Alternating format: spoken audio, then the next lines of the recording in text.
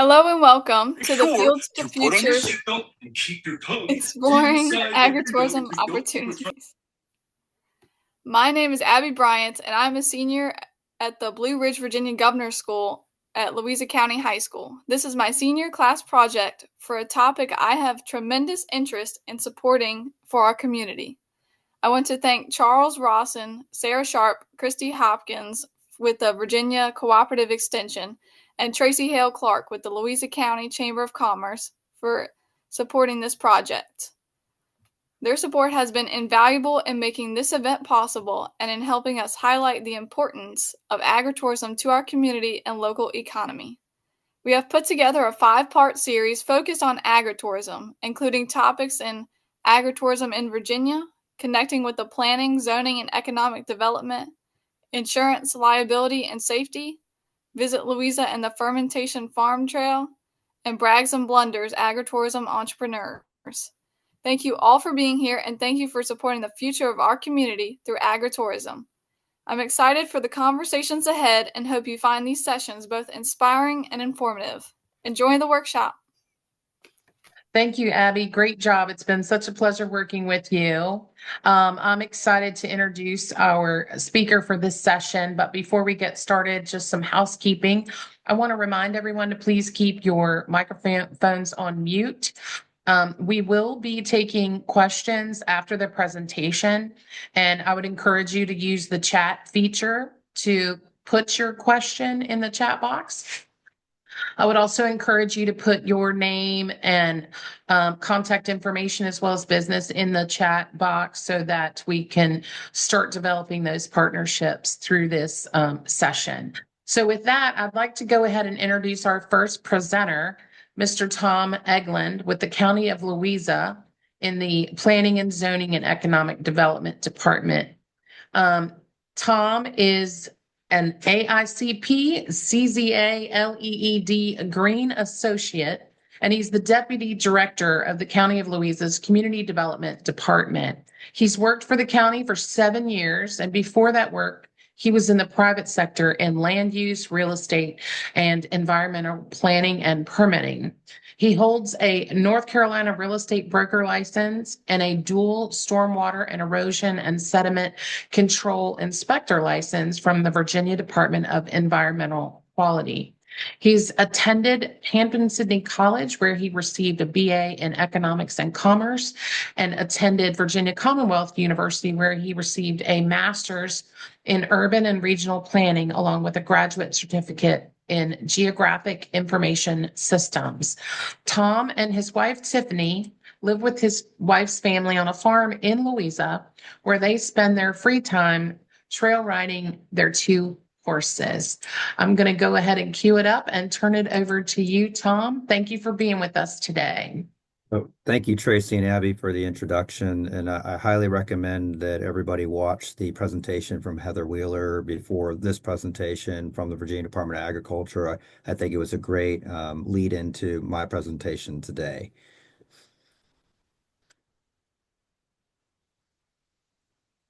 Sorry, I'm getting that up right now.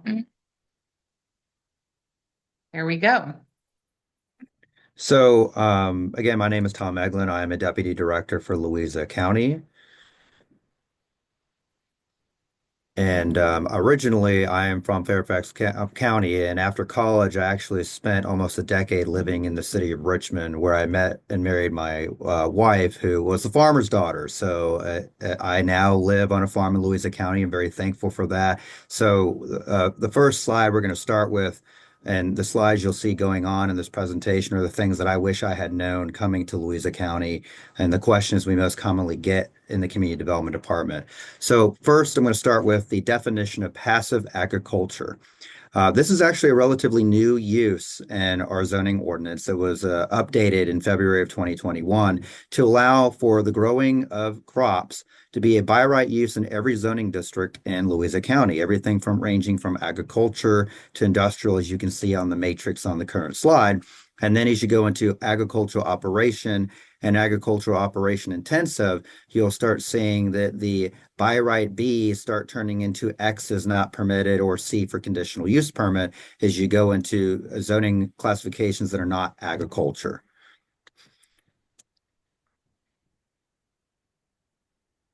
And then obviously the whole part of today is about ag tourism, and you saw in Heather Wheeler's presentation earlier this morning the state code definition for agritourism activity, which we don't specifically define. It's actually part of the definition ag operation, which you can see in the two green highlighted areas. So ag operation is a use that we reference pretty much daily in the community development department when someone asks us, can I do horses, cows, goats, chickens, and grow crops? And all of those things are within ag operation. And then there's ag tourism activity, which this will be the only one I read kind of word for word because I want to reference it later in the presentation, which is any activity carried out in association with an agricultural operation that allows the public for recreation or entertainment use or educational purposes to view or enjoy rural activities, including farming, wineries, ranching, historical, cultural, harvest your own activities, or natural activities and attractions.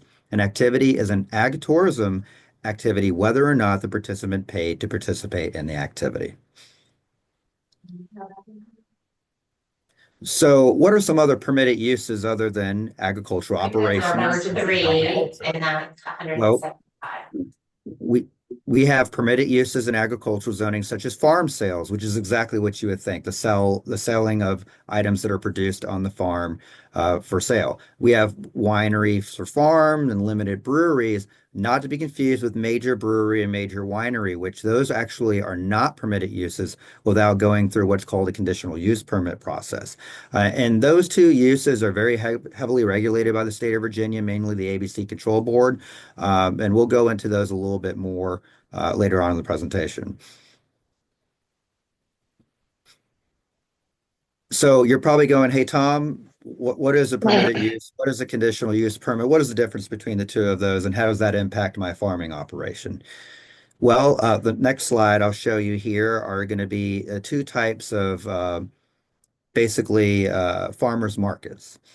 So you have wayside stand, which is your standard honor box, or perhaps you're standing up there selling lemonade or zucchinis or cucumbers you've grown on your farm that are from your farm or nearby. And then there's farmers market, which in agricultural A1 and A2, our two ag zoning districts, is not a permitted use.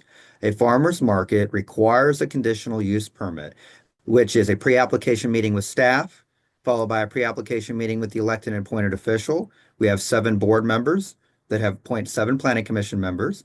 So after you meet with the individuals for your district, then you will apply for a conditional use permit, and then you'll have a neighborhood meeting, a planning commission meeting, and a board of supervisors meeting.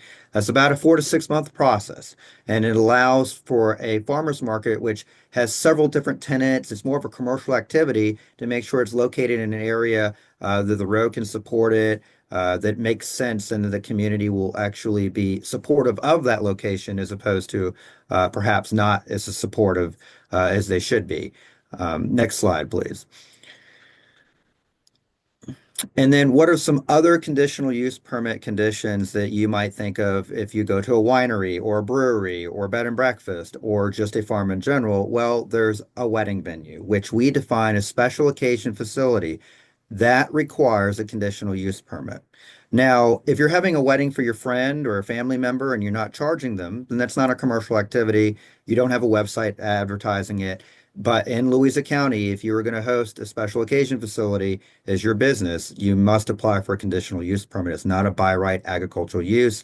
And then, as you remember, Heather and I talking about the definition for ag tourism, basically, it mentions, perhaps during Halloween, you have a pick your own pumpkin where you go and do some face painting and you have a food truck and there's some music going on and you take a hayride out to pick your pumpkin, you come back and buy it. That's perfectly fine. That's all covered by both Louisa County and the state code. But here's the gray line, the difference is if you're going to have a 200 or more people and it's more of a music festival, some sort of large entertainment, church revival, carnival fair, a large commercial activity. That's that line where it goes from being by right to requiring a conditional use permit and going through that process to make sure that the proper conditions are placed on it so that it's a safe activity and that it fits within that area of the community.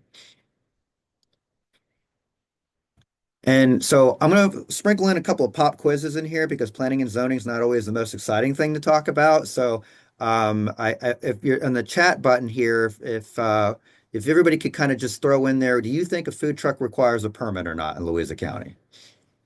I'll give a couple seconds to see. So we have yes. Let's see. Yes, yes, yes. You are all correct. You win the quiz. So yes, a food truck requires what's called an itinerant vendor permit. And believe it or not, food trucks were not permitted in most zoning districts until a few months ago. And then if they were permitted in commercial, it had to be also in a growth area. So this was something that staff identify working with the food truck owners that frequent your favorite winery and brewery and other places in Louisa County. And the Board of Supervisors agreed to allow it to be B by right, as you see on the matrix here, in most of the zoning districts except for residential for a period of no more than 48 hours. So that way we can all enjoy our favorite food truck. And so the next slide, you're going to see, hey, Tom, we're talking about matrices and by right uses and what's not permitted. How do I find these things? How do I know what my zoning is? Even if I may not be zone agricultural. Well, I'm going to walk you through the next three slides of exactly what I do every day, or I walk through people over the phone with, is one, Google Louisa County. Go to our website and you will see there's a GIS mapping tool. Step two, Google Louisa County Zoning Ordinance Muni Code. Muni Code is where we hold our zoning ordinance along with a lot of other localities in the United States. And then after you get to the Muni Code website, the third step is going to be you need to type in these two code sections. 86-13 is the definition section that defines all of the uses in Louisa County. And every locality defines things differently. So it's very important that you take a look at how the use is defined. And then 86-109 is your zoning that you got from our GIS mapping tool, which you can either search by your address or tax map number. And if you're A1 or A2, you'll be able to see what is permitted. Marina is not going to be permitted. Commercial outdoor entertainment is not going to be permitted out of the conditional use permit. That's where that matrix lives and exists. And this is where we can help you over the phone if you get lost. And that's kind of what my next slide is going to show you here, which is, are you lost in the code? Just call us. We are here to help you. I'm a farmer in the community, so I'm pretty sure that I've gotten the question you're going to ask me more than once. So what if your use is not in the matrix or it's not defined by the code? Don't freak out. We have something called a zoning determination or confirmation letter. For $125, you can get the history of the property. Was it ever rezoned from a different zoning classification in the past? Are there any approved site plans or permits or code violations? This is something that maybe you want to look into before you buy your first large farm. And then perhaps you want to do something that may fit within a different definition of the code or is just not permitted at all. And we will tell you if it's by right, requires a conditional use permit, requires a rezoning, or is just not permitted without the Board of Supervisors changing the code to allow for that use to be defined and put it within the matrix. All right, another pop quiz question. So I have the chat back up here. Do fences in Louisa County require a permit, whether they're for agricultural or for residential, either or?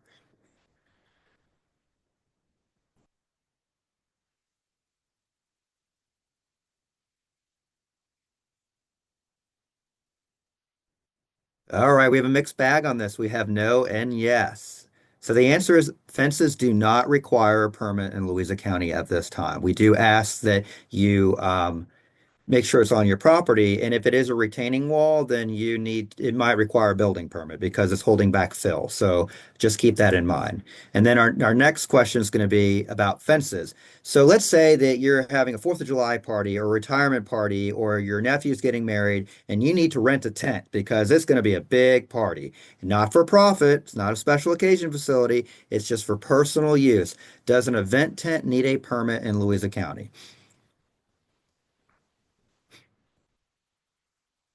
I got a no, another no, another no. You are all wrong.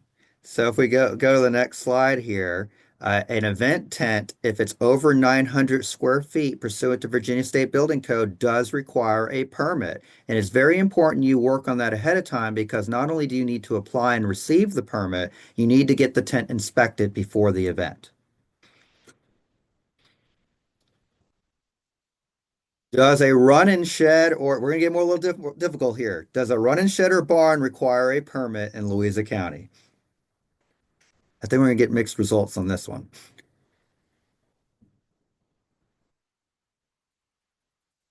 Yes, yes, we have one no. No. Okay, so the answer is it does require a permit. Now, those of you might have said, well, Tom, I've applied for an ag exempt permit, but we'll get to that. So all structures, whether it's a horse running shed, as you see here, or a barn, or a shed, or a garage, require at least a zoning permit to confirm that the structure stays out of the required setbacks to your front, left, right, and rear property lines. And every structure, every zoning has its own requirements for height and setbacks. Now, a agricultural structure, if it meets the definition of an ag exempt structure, I'll show you my next slide here. You can apply by Googling Louisa County ag structure for an ag exemption permit, which means that your structure would be exempt from building review and exempt from applying for a building permit and inspection. But you have to have an operating farm.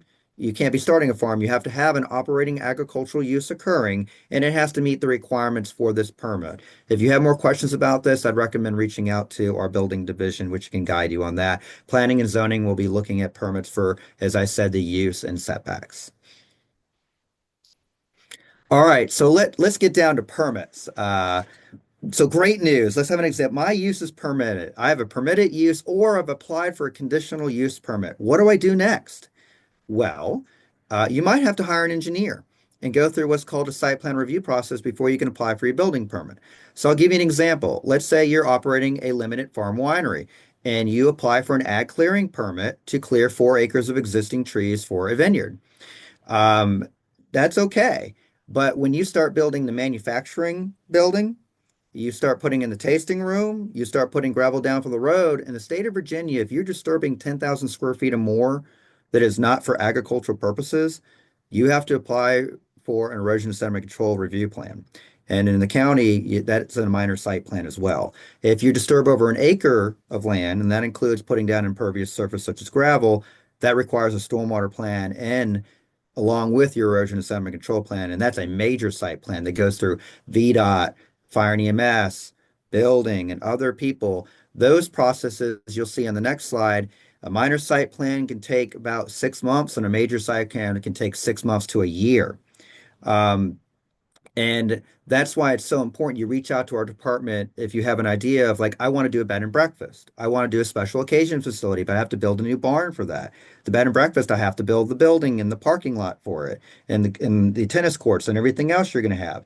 So ag uses such as planting of crops, that does not need to go through this site plan review process, but the commercial aspect of your business may need to go through both the site plan review and a building permit. And then once you add your conditional use permit for your bed and breakfast special occasion facility, along with your minor site plan, you'd be looking at a year of review before you even apply for a building permit.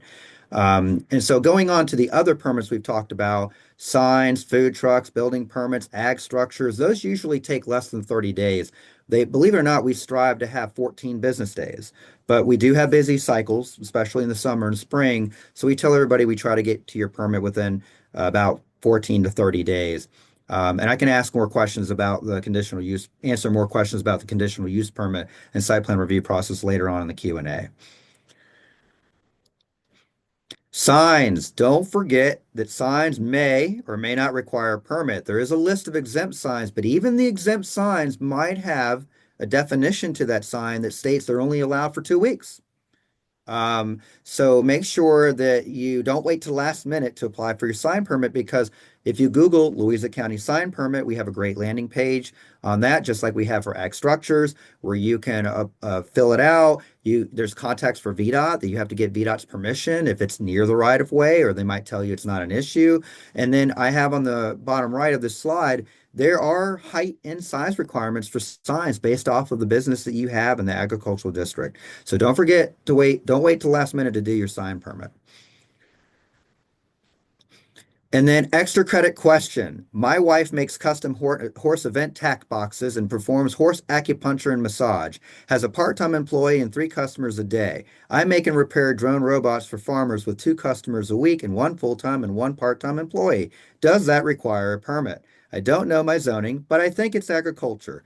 Also, I want to rent my basement bedroom as a short-term rental. I want to clear 1.4 acres of land to grow pineapples. And lastly, I want to start a giraffe-themed amusement park, corporate wedding event venue. Let's throw a bed and breakfast in there, glamping and camping as well.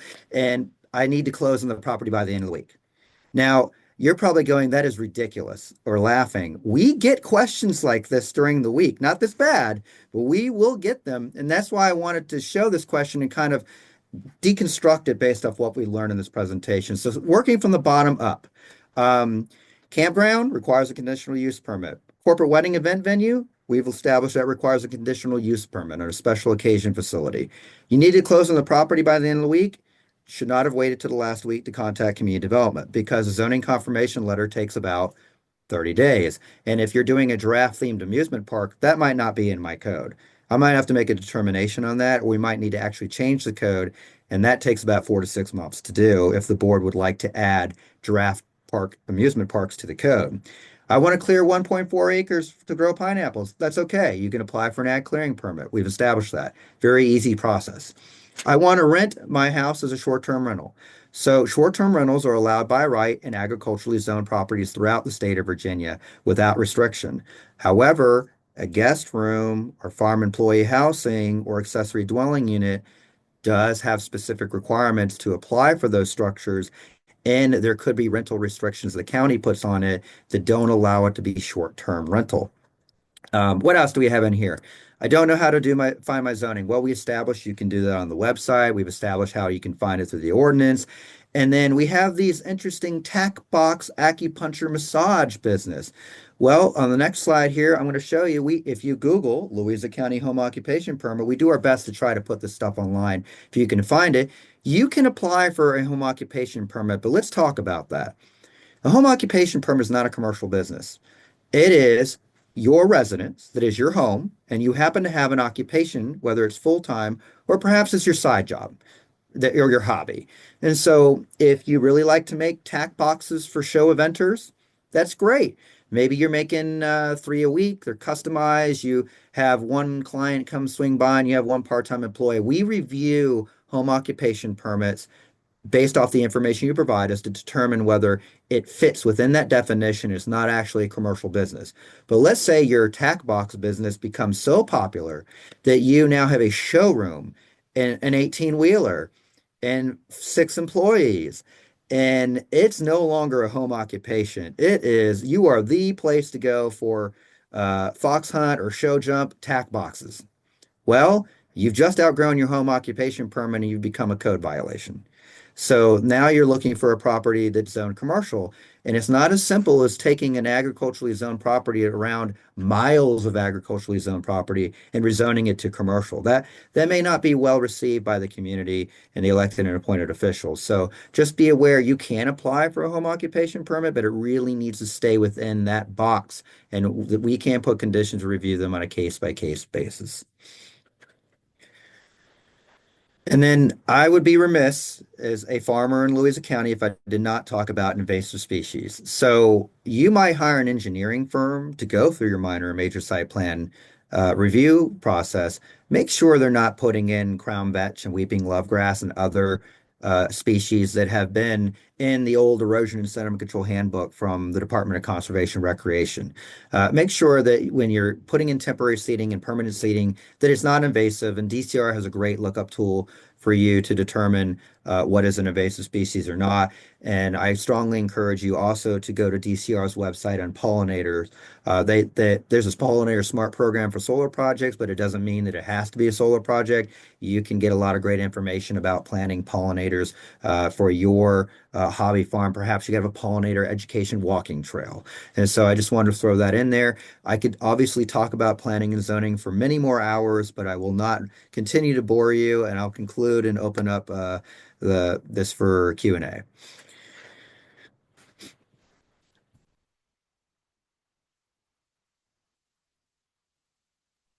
Thank you, Tom. That was great. I'm going to check the chat real quick and see. I see we have one question. Are Hanover's requirements similar to Louisa's?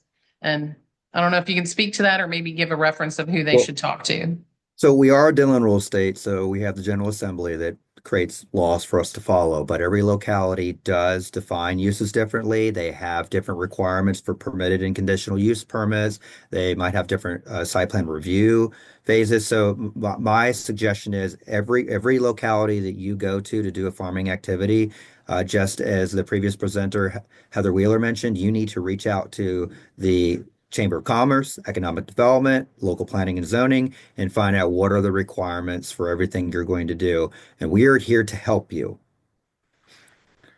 Great, thank you. If you do have a question, I have everyone muted right now. So you can raise your hand or put your question in the chat and we can call on you. Or if you know how to unmute yourself, it looks like we just did get another question. If the run-in shed is not a permanent structure, do you need a permit? Well, it depends. If if it's on gravel or a foundation, it's probably a permanent structure. If it has wheels on it, then I want to like a mobile chicken coop. I have a mobile chicken coop. I have wheels on it. I move it around with my tractor or by hand every few days, so the foxes don't get them. That would not be considered a structure. But there's the example that I showed you that was just sitting on the dirt or gravel. You could not argue that that's a temporary structure. It's on the ground. So you need to apply for, at a minimum, a zoning permit and perhaps a building permit if it's not found to be ag exempt. Great. Okay. I don't see any hands up from anyone. There is a question, I think, from Jack on permitted versus not. I don't know. Perhaps I might have answered that question later on in the presentation, or could we get more detail on that particular question? Yeah, go ahead, Jack. Can you unmute yourself and ask your question? No, well, Tom, my point was you used the term permitted as permitted, like permitted by right, or permitted, you got to get a permit. And just that use of permitted in two different ways was confusing. I appreciate you bringing that up. So, yes, a permit. So if a use is permitted, then you have to apply for a permit to get it, unless it is considered ag exempt and you're exempt from that. And just think about when I talk about permitted uses versus a conditional use permit, every zoning district has uses that are permitted by right that might also require permits, such as site plan, building. And then every zoning district has a list of uses that require a conditional use permit, which means this use is not regularly permitted. But if you go through the conditional use permit process and we can put conditions on it to make sure it's a good fit, then we will permit it with conditions for you to apply for permits. Is that a better job of explaining that? Oh, I understand it, but I'm just saying for people who are not familiar with Sure. zoning language, that being permitted and permitted by right, permitted. Totally understand. Yeah, okay. Right. No problem. Thank you, Jack. Okay, so if anyone else has any other questions, you can put it in the chat. If you want to follow up, you can email us at the chamber. We can work. I think that, first of all, again, thank you again, Tom, for fitting this into your busy schedule and sharing this valuable information. From the chamber's perspective, there's a lot of questions that we get about permits and things like that, but there's a lot of businesses, not just agribusinesses, but a lot of businesses don't take the time to really know, and then they get themselves caught. So this is really valuable. The lesson here, I think, for everyone is make sure you reach out to community development before you get, let the horse out of the stable, for lack of a better description there. Make sure they are here to help you, not hinder you. And I know a lot of people get concerns about that. So appreciate your help. Thank you, everybody, for being here. Thanks, Abby, for putting this together, this valuable resource for our business community. And with that, I'm going to go ahead and wrap up this session. Our next session is at noon. This is part of a 5-part series that we will be posting on the Chamber website and circulating for continued use and information, and for you to use as a resource to go back and reference, as well as we'll send out all the speakers' contact information so you have that. So thank you again, everyone, for joining us, and I hope you have a great day.